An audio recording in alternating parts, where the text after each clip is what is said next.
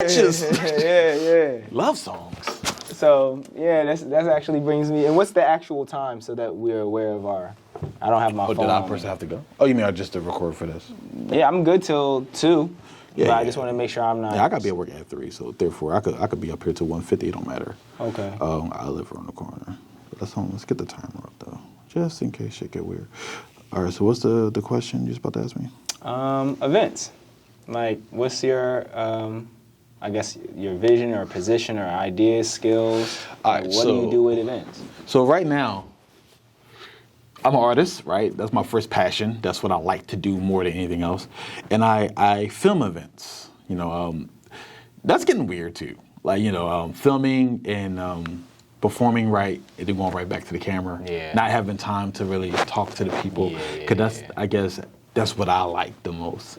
But I film events, I perform at events, and some people throw events, I won't say their name because, out of respect for them, we might have ideas and we talk about certain things. And then I'm an idea guy, right? I'm a creator. At your event, you had the people say the 4 things in business, Yeah, I believe it was. It was team player roles. And it was visionary. They switched it up, so I know what I initially, shared with them. They had it, remix. Yeah, they switched it up. So it was so it's visionary, then it's the closer, the artist, the hacker, and that's why how they switched it up. Yeah, they switched it up a little bit. Yep, I had 5 of them. Okay, right, cool. And then the last one was it starts with an S, but basically it's the person who it's the analytical person, so we'll just call it the analyst. That makes sense. Because I was there, I definitely heard the visionary, the closer. I heard a closer, and I heard a problem solver. And they had another one that was problem solver. It was like it was kind of analytical genre. It was kind of like in the middle or something. Like planner. That would be the analytic. Instead of just took it and made it simpler words, I guess, for the common person to understand. So even that, and they asked, and I answered. And I said, look, when you're by yourself, again, just like the 3 things we said before about the leader, the observer, and the follower, you all these things. It's just which one hits more. So I'm a visionary. I see things, and then I try to grasp them.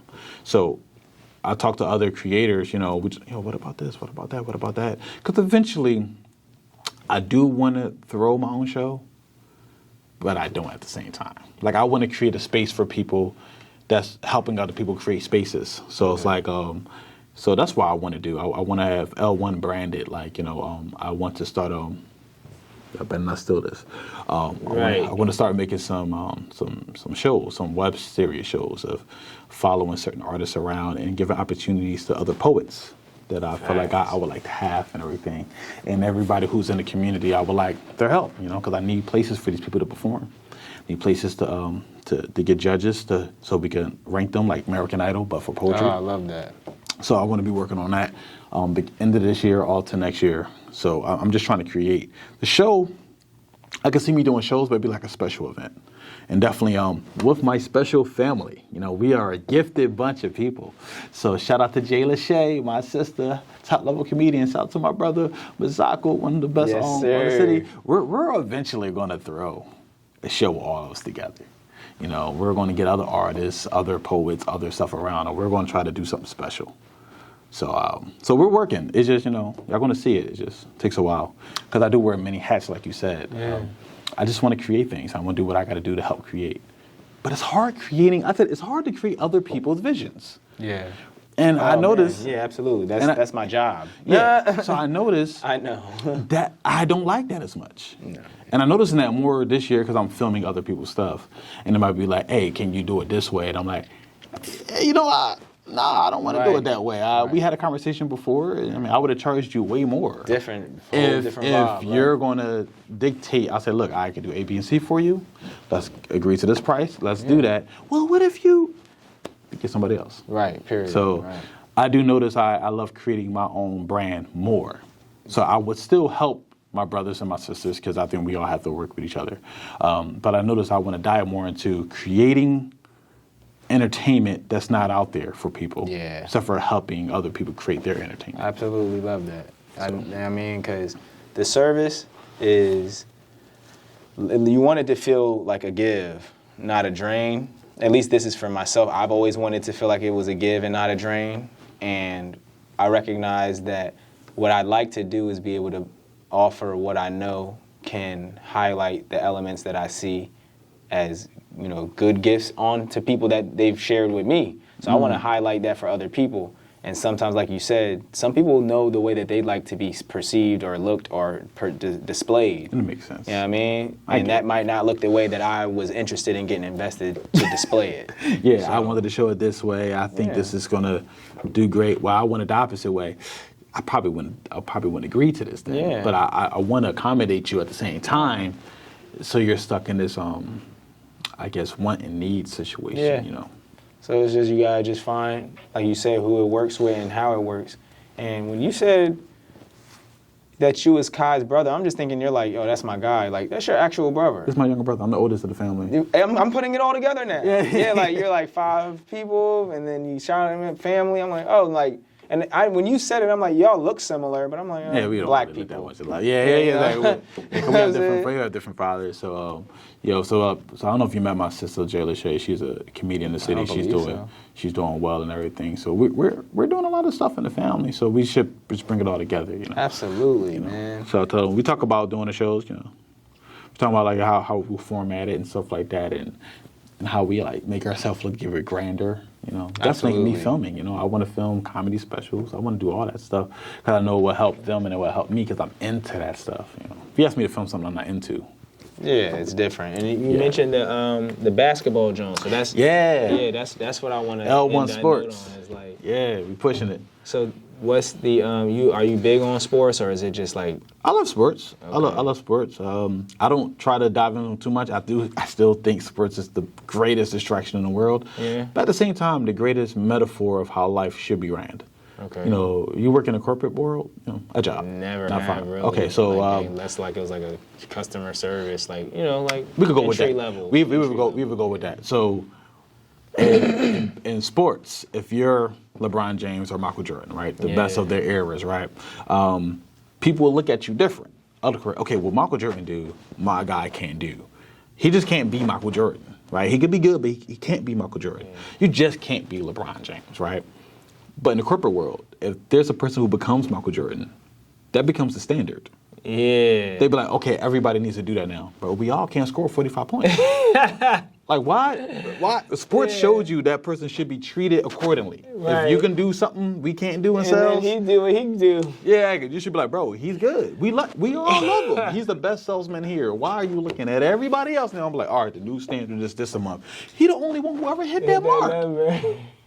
Well, y'all need to figure something out or y'all gotta go. What? What the fuck, bro? And then when you meet that or score 1 point above him, it's like, all right, 66. Yeah, 66 that's sales or something. New standard. And it's like, and I feel like sports represents how it should be. If a quarterback can do something, it's like our Patrick Mahomes is great at his craft, right? If my quarterback he's not a good runner out the pocket, that's just not his game. But in the corporate office, they would be like, that's the new standard. Everybody has to be Patrick Mahomes. Yeah, so that's why I'm like, so what do you plan on implementing or bringing to the game of the sports? Like what so do you really with capture, sports, like what you want to do? I ain't going fraud. I just felt a little jealous. You know, I'm from Philly. And Philly, we have been a part of a lot of cultures in the beginning, in the early 2000s, that now feels like we're not properly respected in them. Now, I'm not that big to change it all, but hell, I'm going to try, you know. So first, let me just say with the battle rap scene, we was one of the big pillars. It was New York had their swag, and Philly with them DVDs and stuff like that, with the $3, the Meek Mills, the Joey Jahads, all that stuff came from. Something happened over time that we got past. It just, we just didn't have, our legends is not held the same as New York's with the Lord of Lux, the Murder Mooks and stuff like that. Even though we was there at the same time, doing big numbers on YouTube when they first came out, right? So it's like, what happened? How did we get past? We need to get our title back or at least be respected. Streetball, same thing, man. When And1 came out, Ayo was a big part of that. So now I see Streetball online. It's beautiful.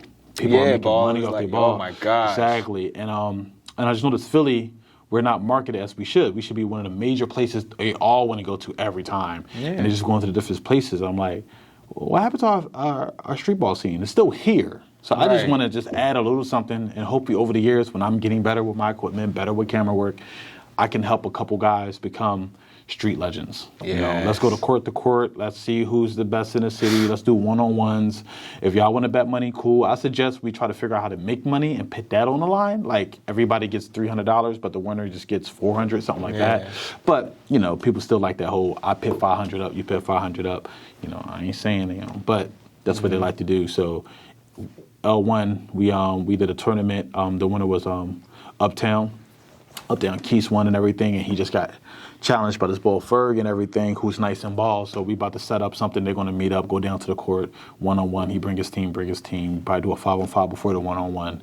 And we're going to just try to capture it, man. And if you could be there, I'd be happy too. Like, let's hope more cameras out, everybody get footage. We're just trying to build something from ground zero. Yeah, I love that, because when you put those things in perspective, I'm like, yeah, those two things are worth mentioning and keeping in consideration. Like, I never, I grew up off that stuff. Yeah, I'm from Virginia. Yeah. I didn't even grow up in Philly, and all those things you mentioned, I was literally a witness of it. And I remember sitting in my house, 13 years old, watching Meek with the braids, not knowing, like... Yeah, he was going to be Meek Mill. I'm thinking this is, like, just YouTube parody stuff. Like, I'm just like... Yeah. I'm like, who's this guy? And then I'd see Reed Dollars, small and mean and shit. And I'd be like, me and my friends is all the way in Virginia watching this, like...